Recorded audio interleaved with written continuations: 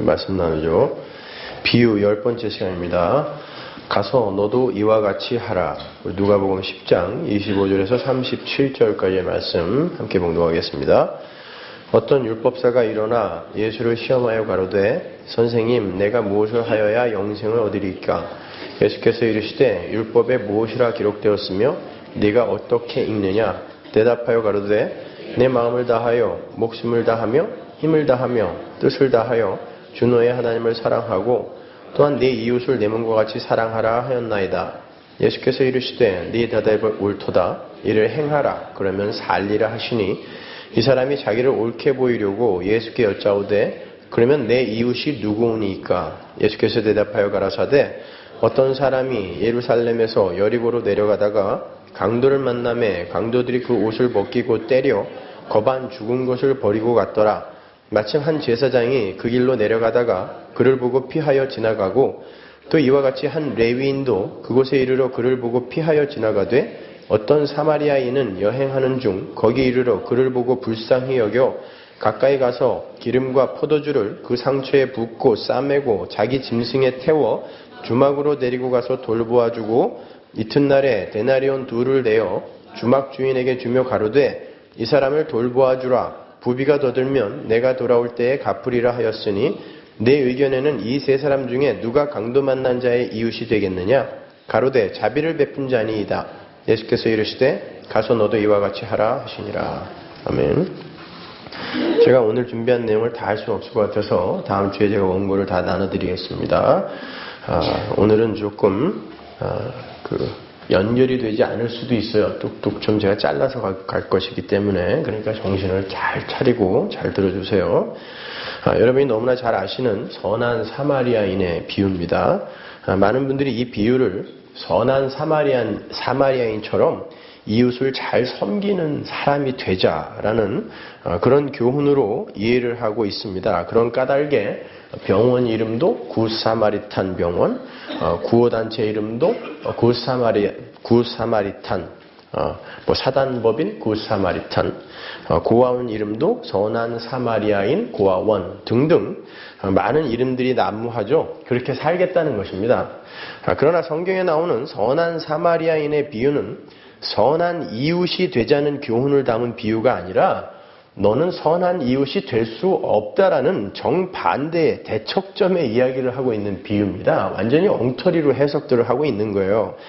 제가 전에 수요예배 때 요한복음을 강의하면서 이 선한 사마리아인의 비유에 대해서 간단하게 개괄적인 설명을 해드렸었는데 많은 분들이 의아해 하시는 것 같아요. 그래서 제가 질문을 많이 받았는데 그래서 오늘은 구약 성경의 여러 부분과 신약의 관련 성구들을 들어서 여러분이 이해하시기 쉽게 자세하게 설명을 해드릴 테니까 한번 잘 들어보세요. 자연과 사회 그리고 인간 존재의 그 보편적 원리를 이성적이고 합리적으로 탐구하는 학문을 철학이라고 하죠. 그죠? 그래서 저는 철학하기를 아주 좋아합니다. 물론 철학이라는 독립적 학문을 좋아한다는 말이 아니라 성경이라는 테두리 안에서의 철학하기를 좋아한다는 뜻이에요.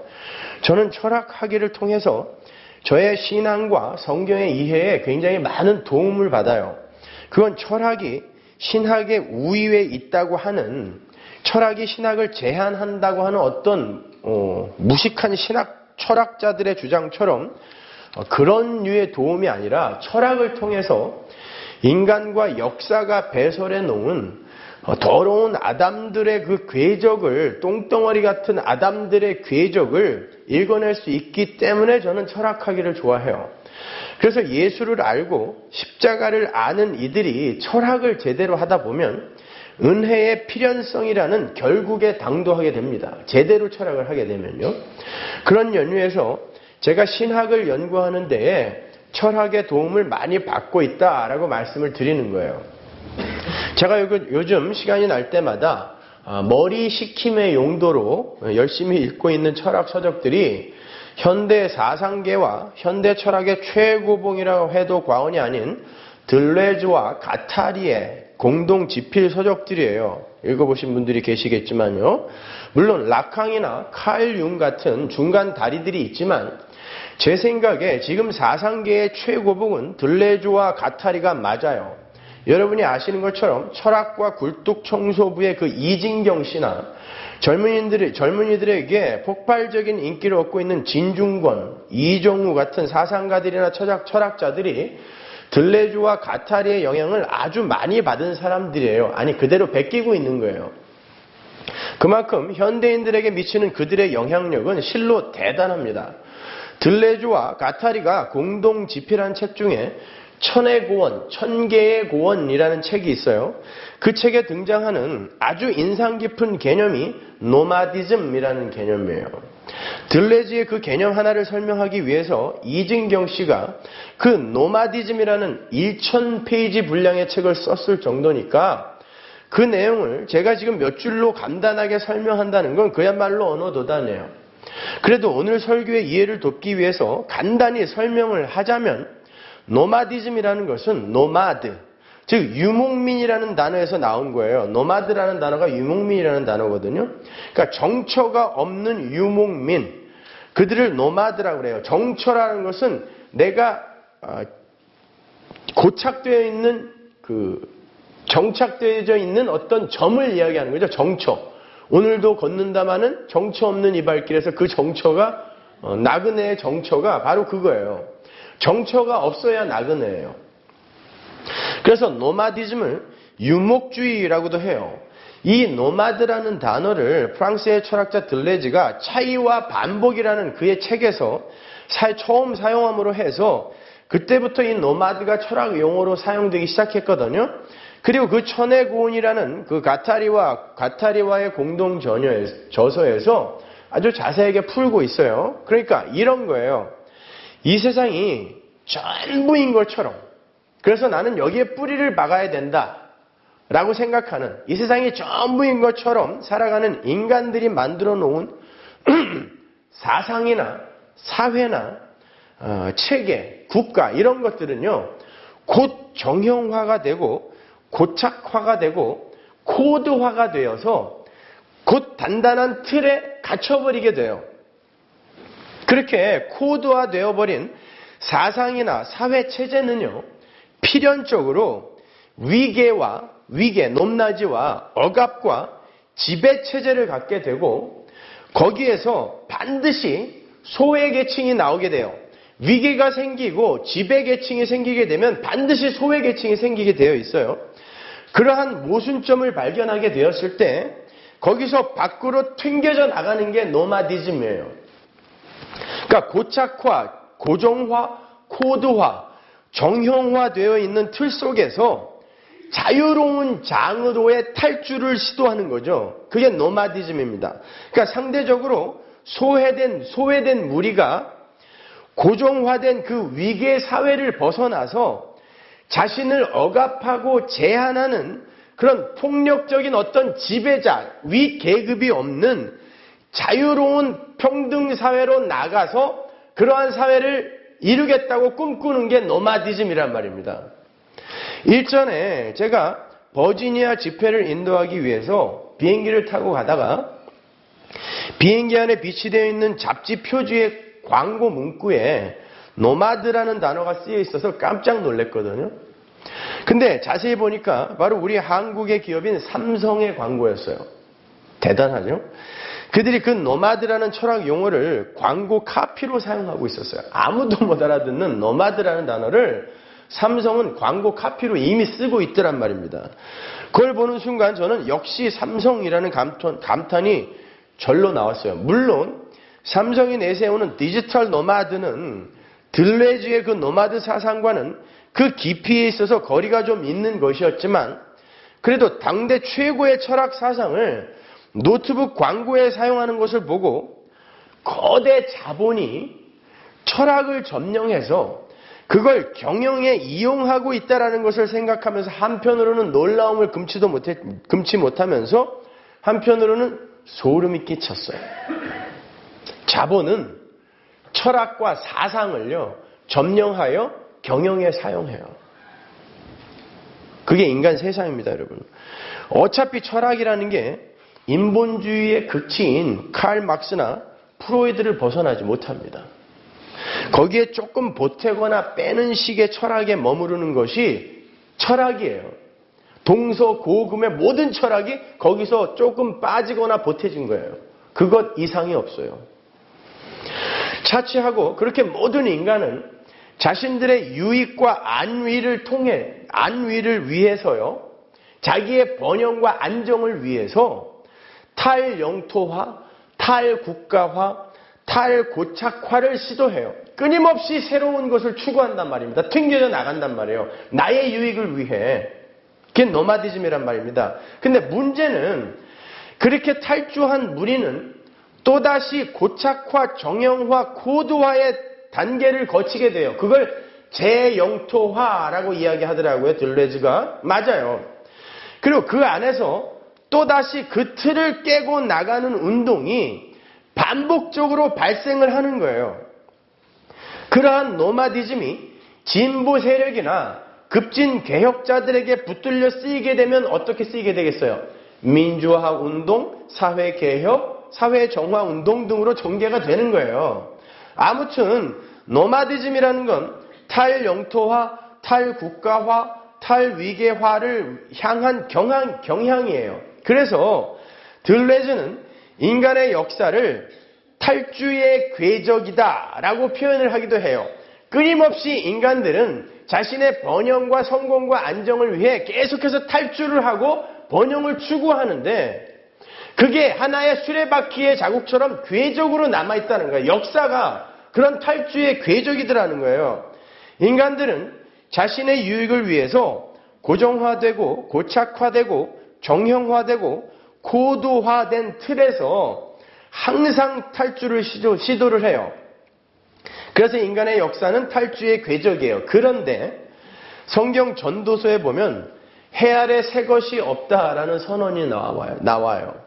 마치 사람들의 패션이 끊임없이 새로운 것을 내어놓는 것 같아도 결국은 돌고 돌다가 볶고 원래의 자리로 돌아오는 것처럼 인간들의 탈영토, 탈국가의 시도, 즉 탈주의 궤적은 수레바퀴처럼 돌고 돌면서 항상 같은 궤적을 답습해요. 똑같은 길을 답습합니다.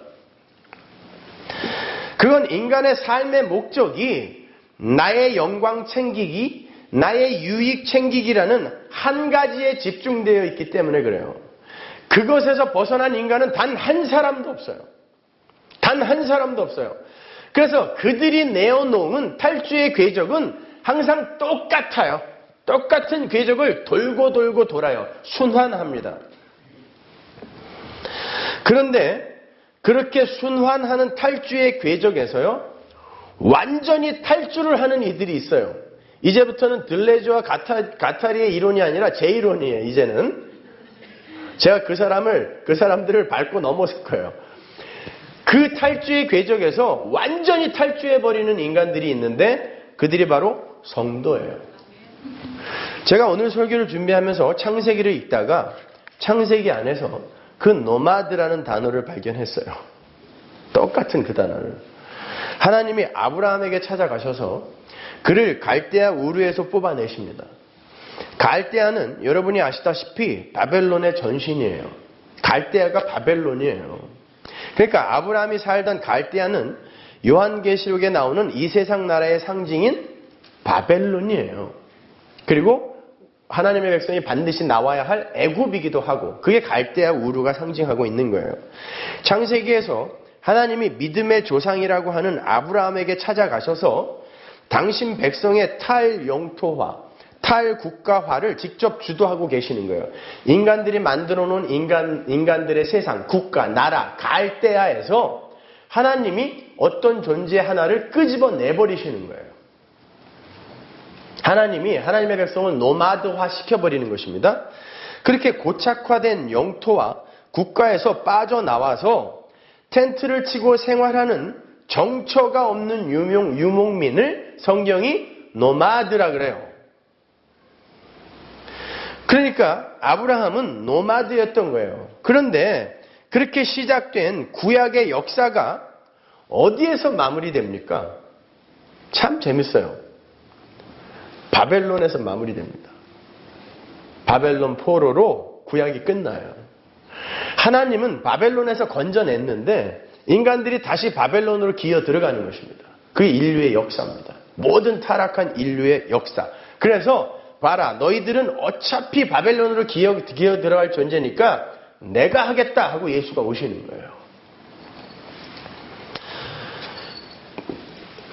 자신의 유익과 발전과 성공과 안위를 위해 고착화되고 정형화된 인간이 만든 국가에서 끊임없이 탈출을 시도하는 인간들은 결국 인간들의 국가로 귀소하게 된다는 것을 보여주는 거예요.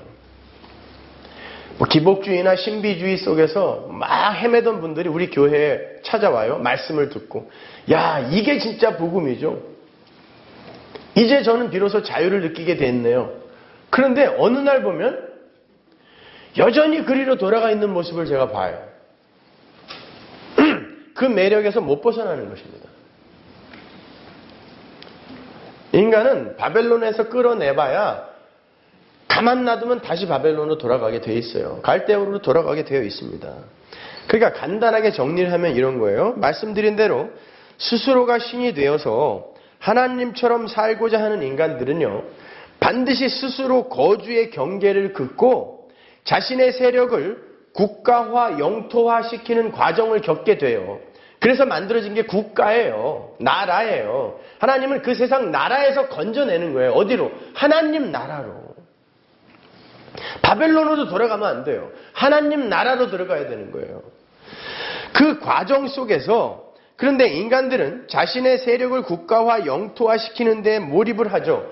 그 과정 속에서 소외되는 무리가 생기게 되고 그들은 그곳에서 탈출을 시도를 하면서 노마드의 삶을 추구하지만 스스로 왕이 되어야 하는 인간들은 곧 자기들만의 국가와 영토를 또 고착화시키게 되고 거기에서 또 다른 소외계층이 발생을 하는 거예요. 그게 공산주의 아닙니까?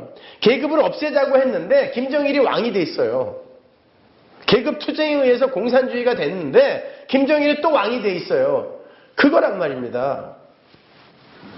결국 인간들은 자기가 왕이 되기 위해서 고착화된 영토와 국가와 사상과 사회에서 탈출을 시도하지만 결국 다시 인간 세상의 국가와 사회와 사상으로 귀속이 되어버려요. 그게 타락한 인간들의 마귀의 세상으로의 귀소 본능이에요. 그건 모든 인간이 갖고 있는 귀소 본능이에요. 어디로? 마귀의 나라로. 그래서 결국 돈 앞에 꼼짝을 못하는 거예요.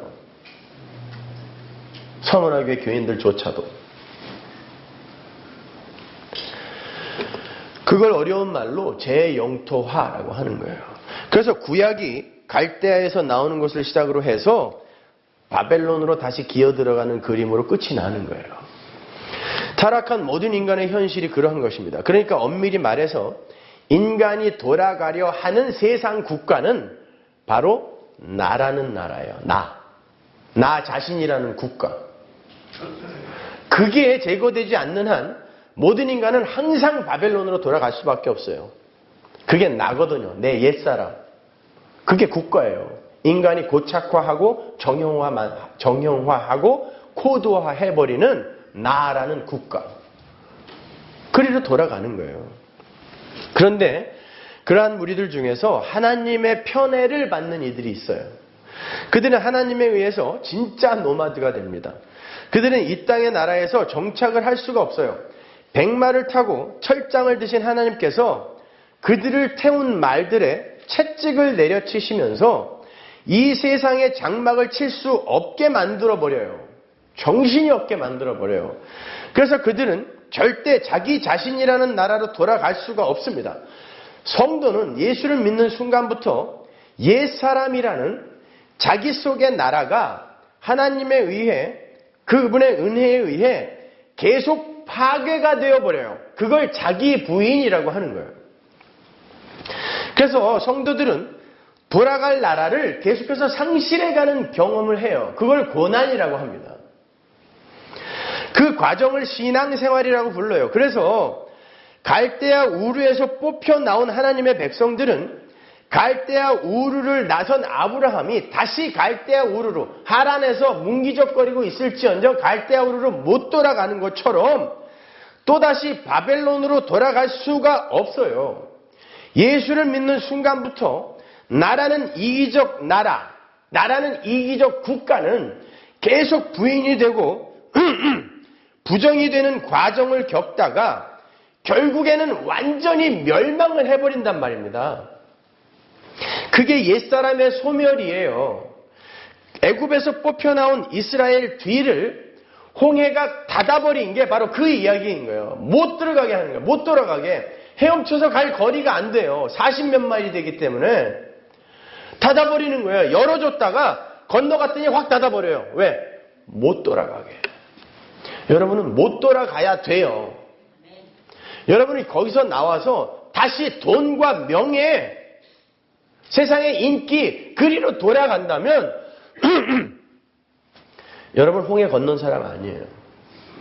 개런티하고 말씀드릴게요. 그 사람 복음 깨달은 사람 아니에요. 아는 척하는 거예요. 지금요. 그냥 아는 척하는 거예요. 절대 그리로 못 돌아가게 돼 있습니다. 헤엄쳐서 못 돌아가요. 자, 애굽에서 그렇게 나온 이스라엘은 광야를 거쳐 가나안으로 향해 한 발 한 발 가야 돼요. 가기 싫어 죽겠어요. 다시 돌려보내주세요 라고 원망과 불평과 소원이 나오는데 안 돼요. 계속해서 가던 길을 가야 돼요. 부추와 마늘 고기 그리워요. 안 돼요. 메추라기와 만나로만 만족하고 가야 돼요. 부추와 마늘 고기 안 줬어요.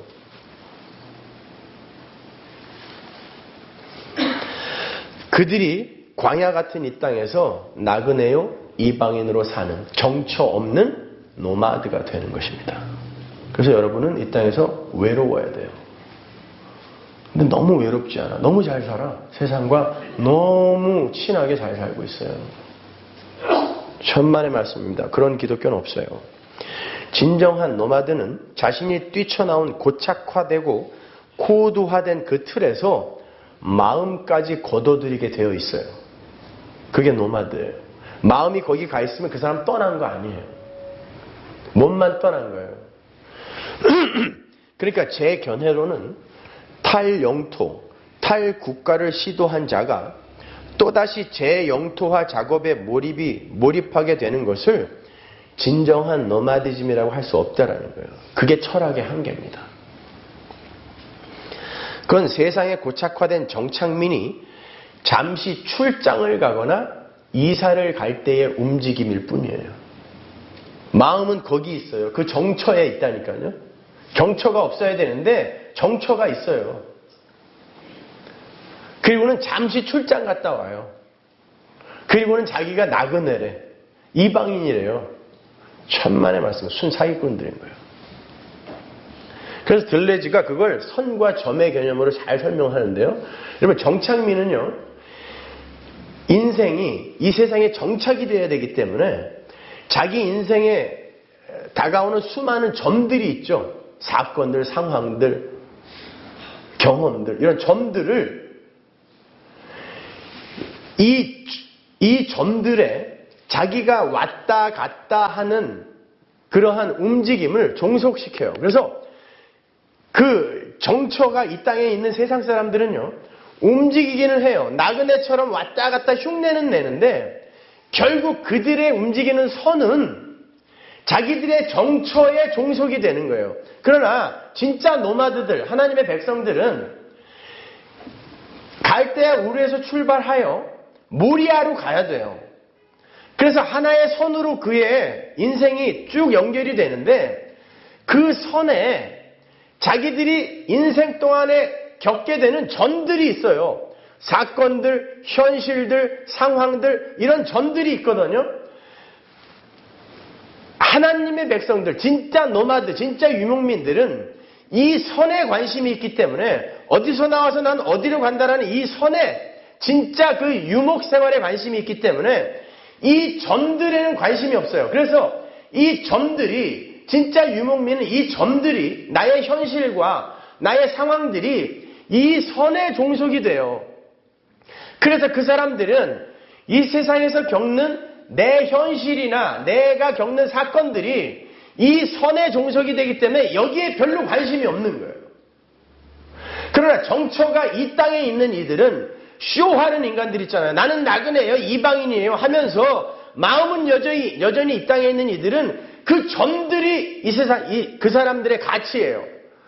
그리고 움직여가는 그건 그냥 이 점들의 종속이 되는 거예요. 그러니까 이 사람들에게는 신앙생활이 아무 의미가 없어요. 제가 딱 맞췄죠. 신앙생활이 아무 의미가 없어요. 결국 그의 목적은 돈이에요. 결국 그의 목적은 명예입니다. 그게 가짜예요. 근데 대부분의 교회는 다 그리로 따라가고 있어요. 하나님의 선에는 관심이 없고 그 점들에 집착하고 있다니까요.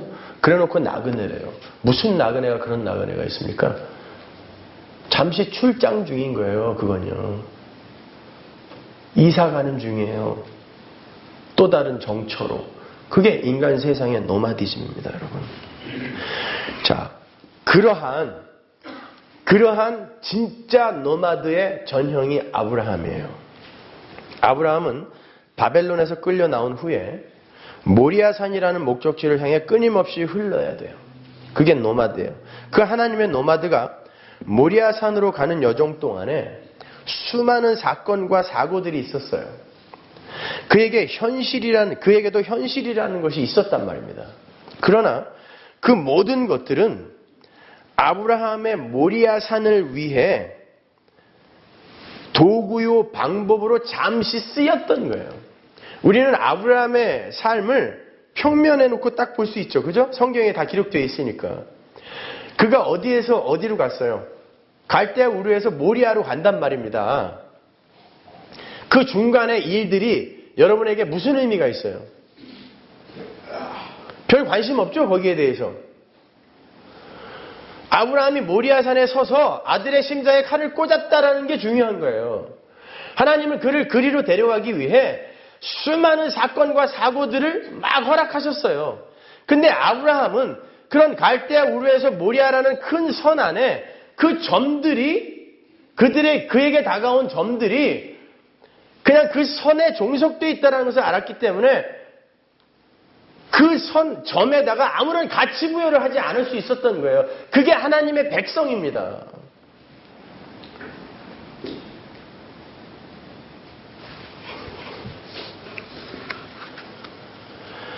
그래서 그를 진정한 유목민이라고 하는 거고 노마드라고 하는 거고 그를 믿음의 조상이라고 하는 거예요.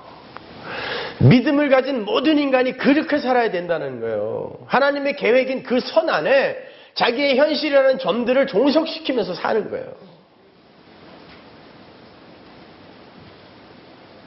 들레즈의 철학을 신학으로 이렇게 푼 사람이 없어요.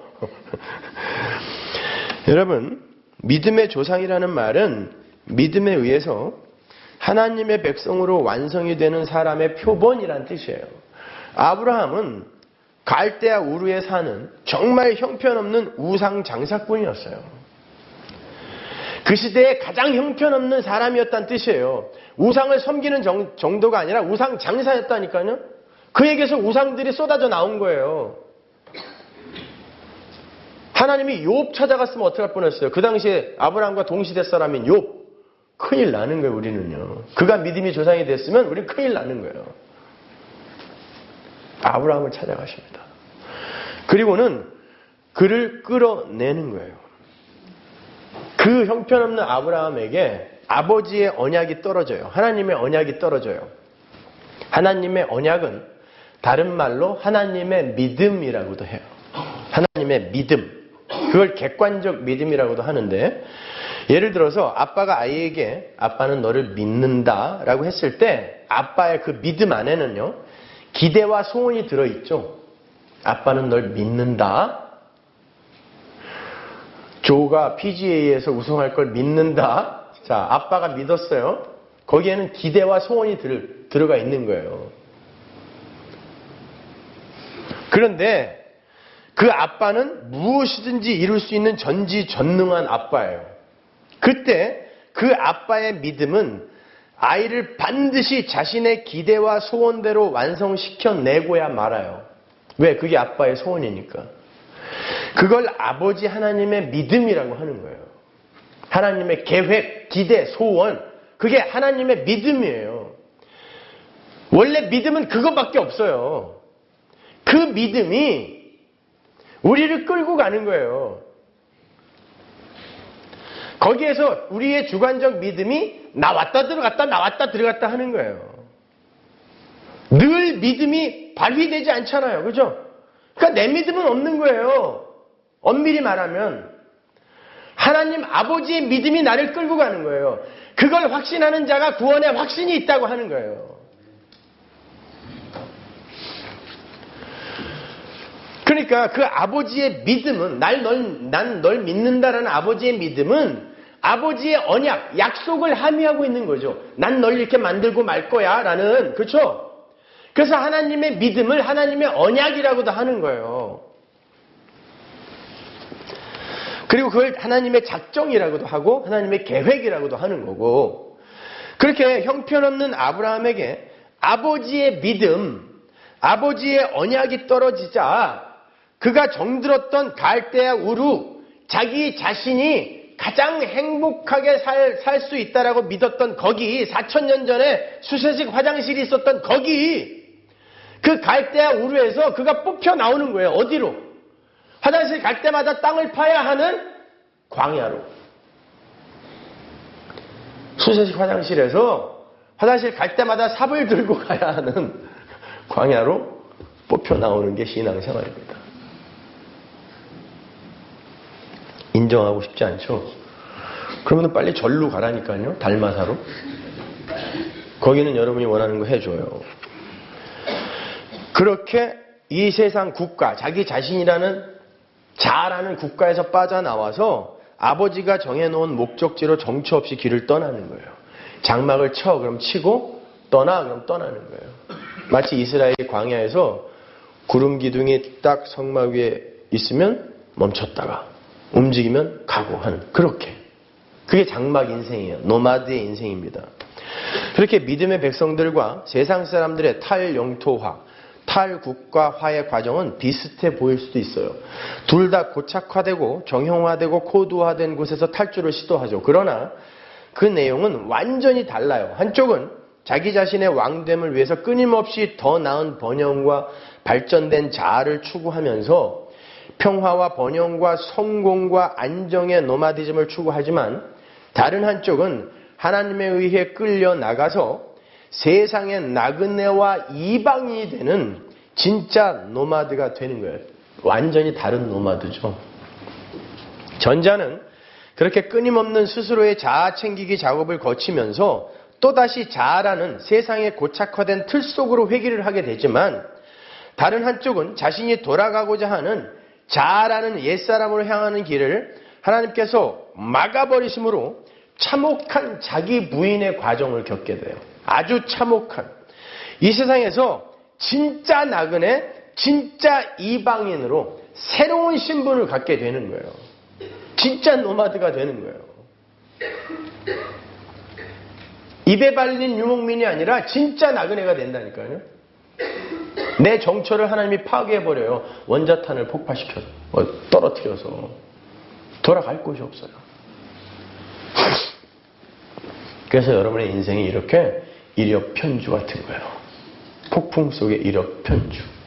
어디로 가야 할지 모르겠어. 올라가면 또 밀고, 올라가면 또 밀고. 나그네예요. 이방인이에요. 여러분이 자꾸 이 세상에 뿌리 박으려고 하기 때문에 하나님 미는 거예요.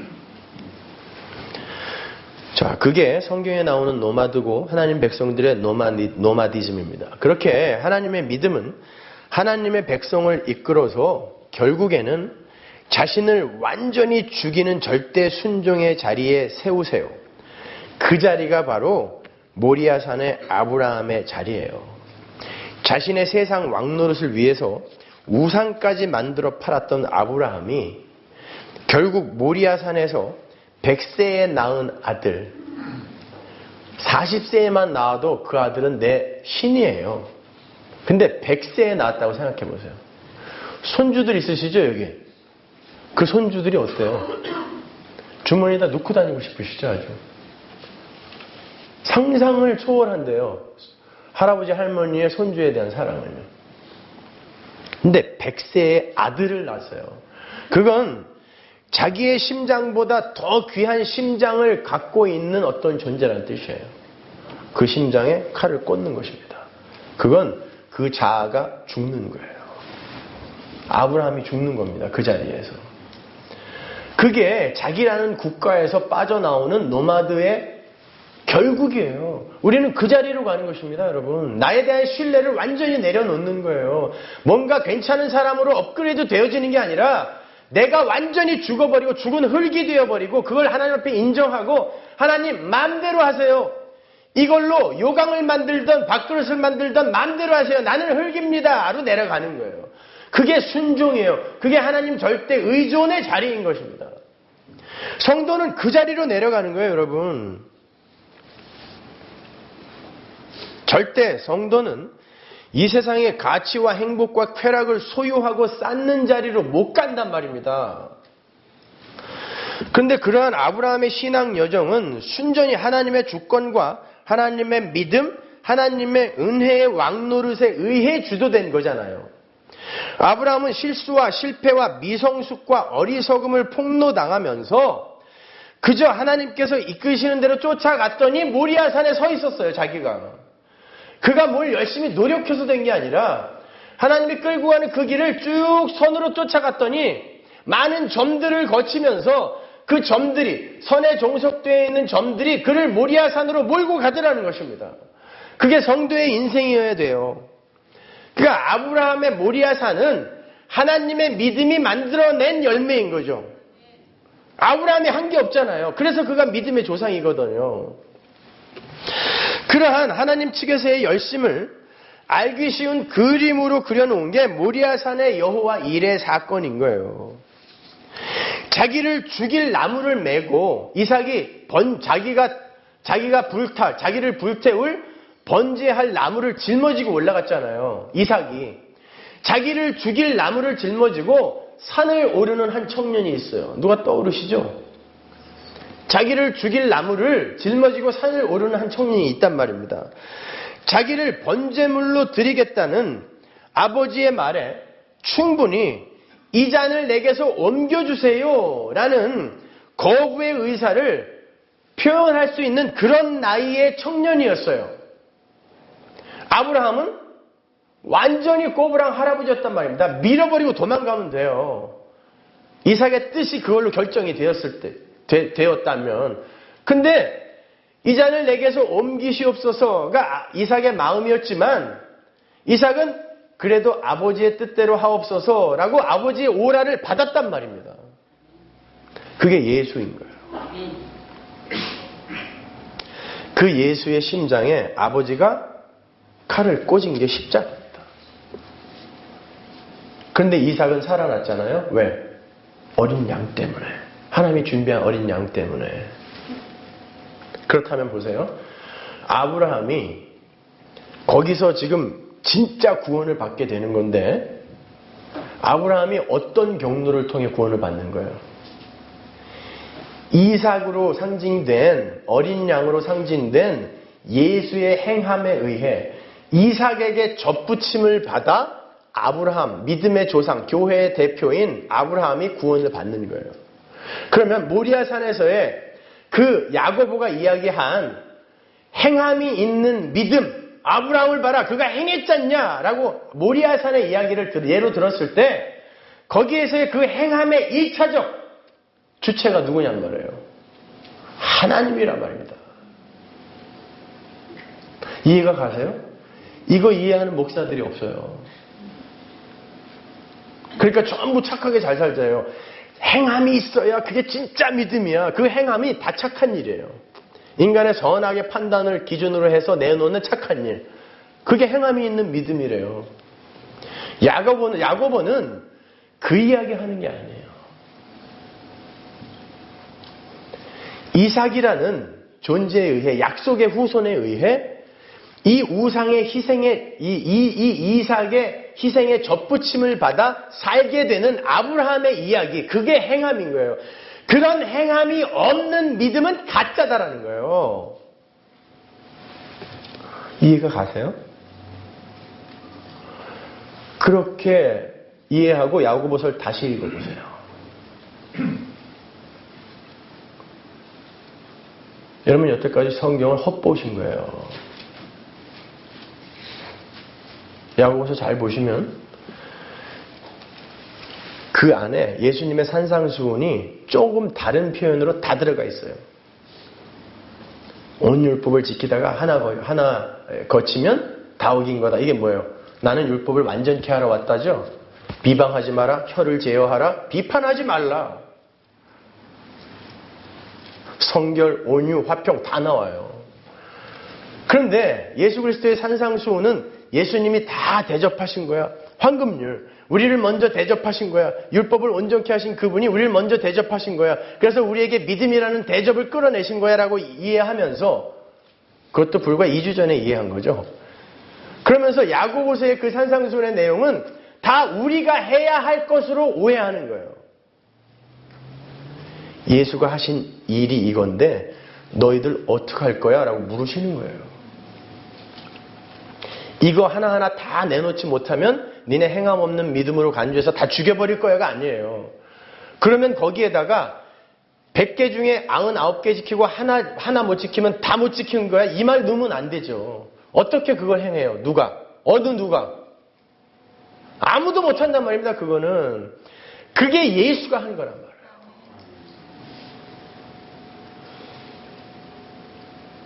그 행함, 하나님의 행함, 그게 결국 어떤 행함을 격발해냈어요? 나를 죽이는 행함, 내 심장에 칼을 꽂는 행함. 나는 아니군요. 보세요. 아브라함이 하나님의 언약을 받았어요. 너에게서 약속의 후손이 나와야 돼. 그리고 그 후손에게서 그 후손이 하늘의 별처럼 바다의 모래처럼 많아져야 된다라는 이런 복의 언약이 주어졌어요.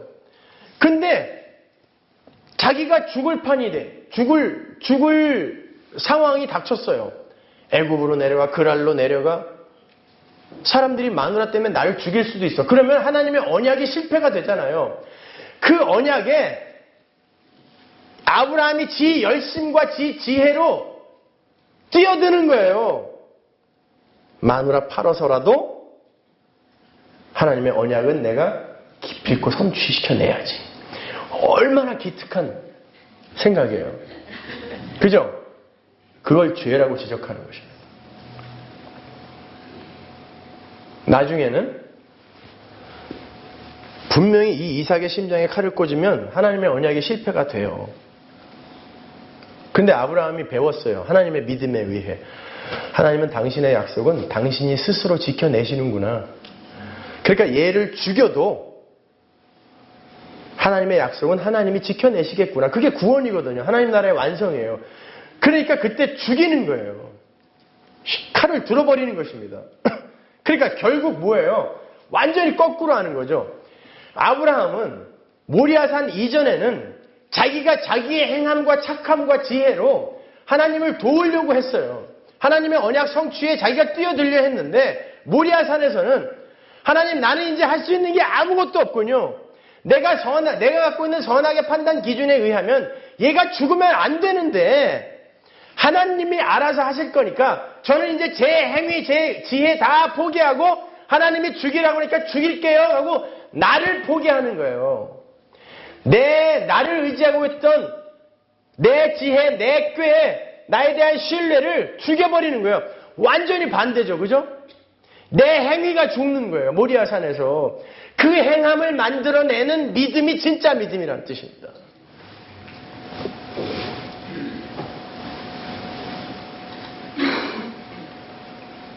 그게 야고보서예요. 자, 여러분, 우리는 하나님의 그 구원의 여정에 단 1%도 우리의 노력과 열심을 보탤 수가 없어요. 하나님이 다 해주세요. 그리고 우리를 죽여가시고 우리가 죽어가면 죽어갈수록 내 안에 새 생명으로 뚫고 들어와 버린 예수가 드러나는 거예요. 그래서 진짜 착함이 나와요. 그래서 부활절이라는 건요, 우리가 완전히 죽는 날이어야 돼요. 달걀 까먹으면서 축제하는 날이 아니라 나는 오늘 완전히 죽었군요가 부활절이어야 돼요. 그래야 새 생명으로 완성이 되는 날이란 말입니다. 이게 어린 양의 혼인잔치의 모형이거든요. 거기서 여러분은 완전히 죽어야 돼요. 내 심장에 칼을 꽂는 그날이라니까요. 내 옛사람의 심장에.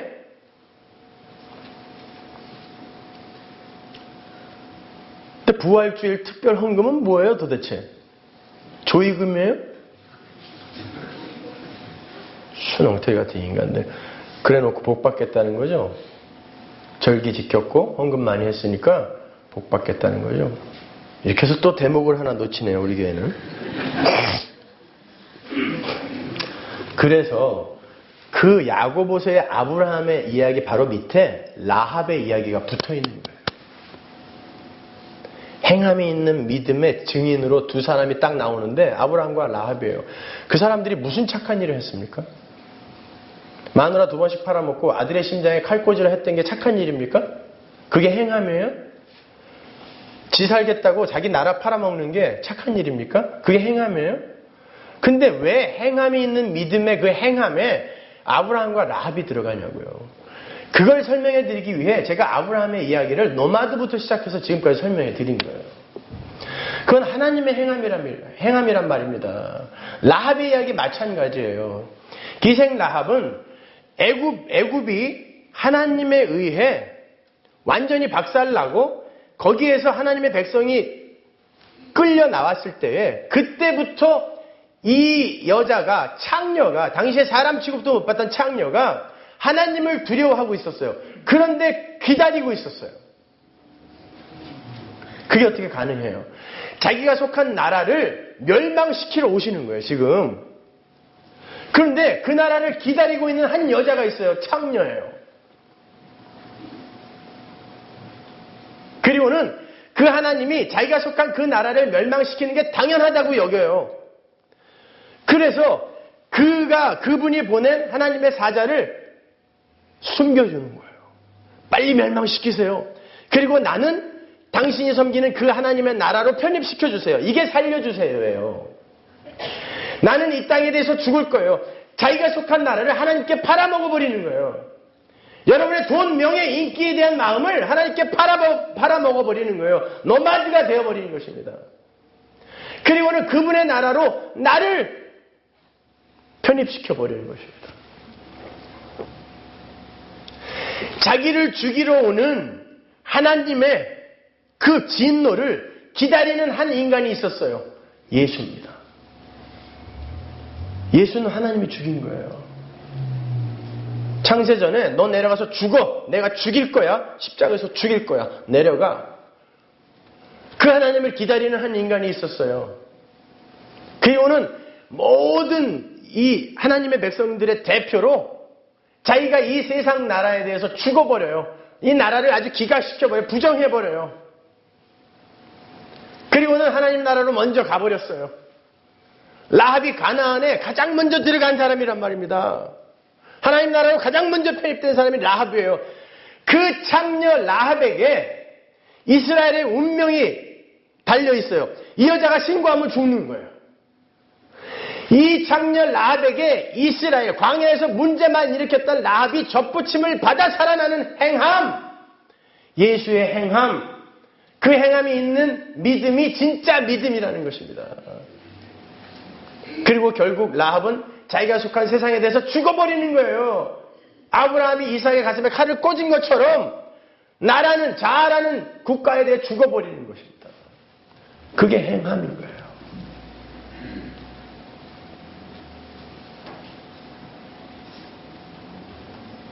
그러니까 여러분 신앙생활이 얼마나 어렵겠습니까? 내 심장에 칼을 꽂는 것이 신앙생활인데 그게 얼마나 힘들겠어요. 그런데 너무 잘난 인간들이 많아요. 하고 봉사도 하고 선교도 하고 뭐 이러면서 하나님 앞에서 자기를 나는 칭찬받을 존재가 맞죠? 라고 드러내는 인간들이 너무 많아요. 진짜 하나님이 그 사람을 통해서 하신 일이라면 그 사람의 삶 속에서 그런 자랑이 나올 수가 없어요. 하나님이 한 거거든요. 나는 죽은 일밖에 없는데 내 안에서 하나님이 하시는 일이거든. 그래서 그들의 삶 속에서 예수의 향기가 나는 거예요. 향기가.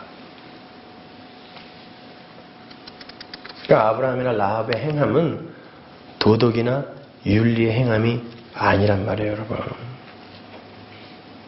그 개념을 그대로 갖고 오늘 본문으로 와보세요.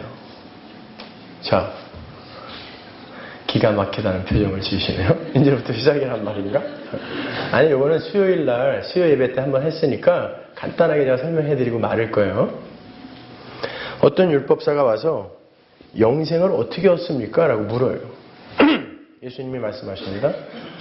성경에는 뭐라고 되어 있디? 율법사가 이야기해요. 쉐마로 이야기합니다. 이웃을 사랑하고 하나님을 사랑하라고 했습니다. 그래, 그럼 그렇게 해. 그때 율법사가 저는 했어요. 그러면은 내가 앞으로도 더 열심히 할 테니까 누가 내 이웃인지 가르쳐 주세요. 내가 가서 열심히 사랑해서 내가 그 영생 얻을 테니까 얘기한 거예요. 그때 예수님이 말씀하신 게 선한 사마리아인의 비유예요. 어떤 사람이 예루살렘에서 여리고로 내려가다가 거의 맞아 죽은 상태로 쓰러져 있었어요. 거기에서 거반 죽다라는 그 단어가 완전히 죽음 직전의 상태를 이야기하는 거예요. 어떤 사람이 그렇게 완전히 이제 무장 해제된 상태가 되어 있어요. 그냥 이리 굴리면 이리 굴러가야 되고 저리 굴리면 저리 굴러가야 돼요. 근데 레위인과 제사장이 지나가다가 그 거의 죽어가는 사람이 있는데도 불구하고 그냥 지나쳐버렸어요. 왜? 그들은 성전에서 제사를 지내고 제사를 돕는 성전 일을 맡아 하는 일이었기 때문에 율법에 의해 부정한 걸 만지면 안 돼요. 그게 혹시 죽은 시체면 그들은 큰일 나는 거예요. 24계조로 나누어서 딱 1년에 2번 일주일씩 가서 봉사하는데 그 시체를 만짐으로 말미암아 자기가 부정한 자가 되어서 한 번의 기회를 놓치면은 그는 그 일을 못하게 되는 거거든요. 그러니까 안 만지는 게 당연한 거예요. 율법을 지키겠다고 안 만진 거예요. 근데 율법의 본질은 뭐다? 하나님 사랑과 이웃 사랑. 그러니까 그들이 율법을 지켰다는 거예요? 안 지켰다는 거예요? 안 지켰다라는 거예요. 겉만 번드르하게 지키는 척했다라는 것입니다. 지난주에 말씀드린 것처럼 아빠 싫어, 엄마 싫어 해서 아빠 싫어요로만 바뀐 거예요. 본질은 그대로 갖고 있는데 형식만 바꿔놓은 거죠. 그때 사마리아인이 지나가요. 유대 땅에 사마리아인이 들어올 수도 없지만 진짜 이방인이요 나그네예요, 사마리아인은. 근데 이 사람이 그 여리고와 예루살렘 그 율법의 중심을 잇는 그 길에 사마리아인 이방인이 투입이 되는 거예요. 그 강도 만난 자에게. 예수님이 그 율법사에게 누가 내 이웃입니까? 라고 했을 때 누가 강도 만난 자의 이웃이냐라고 묻죠. 예수님이 뭐라고 말씀하시는 거예요? 네가 강도 만난 자야 라고 말씀하시는 거예요. 누가 내 이웃입니까? 그랬는데 누가 강도 만난 자의 이웃이겠냐라고 했으니까 네가 강도 만난 자야 라고 한 거죠. 근데 그 강도 만난 자는 무엇을 강도 맞았겠어요? 마귀가 인간들에게 뭘 강탈해 갈까요? 돈? 명예? 인기? 건강? 아니요. 그건 마귀가 여러분에게 주어요. 그걸 많이 주면 줄수록 여러분은 하나님으로부터 멀어질 수 있거든요. 그렇잖아요. 가난할 때 열심히 신앙생활 하던 사람 돈 좀 버니까 바람 피우고 골프나 치러 다니고 이러다가 패가 망신한 사람 얼마나 많아요. 마귀는 그것 뺏어가지 않아요. 하나님을 뺏어가요. 그들이 원하는 거 다 주어서 하나님을 뺏어가요. 아니면 완전히 낙담시켜서 하나님을 뺏어가요. 그게 모든 인류의 현실이에요. 강도 만난 자예요. 거반 죽어 있어요. 그때 이방인이요 나그네로 우리에게 오는 이 세상의 힘의 원리로 사는 우리와는 완전히 다른 원리를 갖고 사시는 사마리아인 이방인이 내려오셔서 죽을 각오를 하고 그가 사마리아인이라는 게 그 자리에서 발각되면 그는 그 자리에서 죽어요. 사마리아인이 유대 땅에 못 들어와요. 죽을 각오를 하고 죽으러 내려와서 강도 만난 자를 사랑해 주는 거예요. 그게 영생이란 말입니다. 가서 너도 이와 같이 하라라는 건 너도 가서 그 선한 사마리아인에게 사랑을 받아라라는 뜻이에요. 돌아다니면서 강도 만난 자들 도와줘라가 아니라니까요. 우리는 사랑 못하는 존재다라는 걸 전제하고 말씀하시는 거예요. 내가 뭘 할까요? 이웃을 사랑하고 하나님을 사랑해. 다 했는데요. 더 해볼게요. 내 이웃이 누구예요? 너는 사랑 못해. 사랑 받아야 할 존재야. 그 사랑을 받아야 비로소 사랑이라는 걸 내놓을 수 있는 존재가 바로 너란다. 근데 너 그 예수의 사랑이라는 거 아니? 아는데 어떻게 나에게 와서 그걸 묻니? 내가 사랑의 뿌리인데. 내가 사랑의 근원인데 왜 나를 못 알아봐? 이야기하는 것입니다. 결국 율법사들은 자기들을 위해 열심히 율법을 지킨 거예요. 노마드, 가짜 노마드가 된 거죠. 가짜 노마디즘을 추구하는 거예요. 또 다른 제 영토화를 위해 그냥 꾸준히 탈주의 궤적을 만들어낸 것뿐이에요. 그게 이 세상의 역사예요. 똥덩어리 같은 이 세상의 역사.